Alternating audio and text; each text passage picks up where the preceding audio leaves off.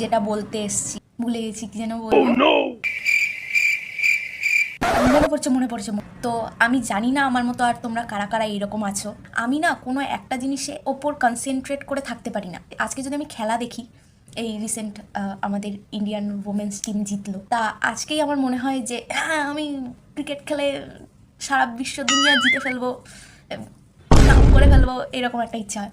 আবার কালকে যদি রিলস স্ক্রোল করতে করতে যদি দেখি একজন ঝাড়ু দিয়ে মানে প্রচুর টাকা ইনকাম করে দেয়, কালকেই আমার মনে হয় যে আমি ঝাড়ু দিই। ছোটবেলায় অনেকেরই ইচ্ছে থাকে বড় হয়ে ইনকাম করে গরিবদের হেল্প করবে।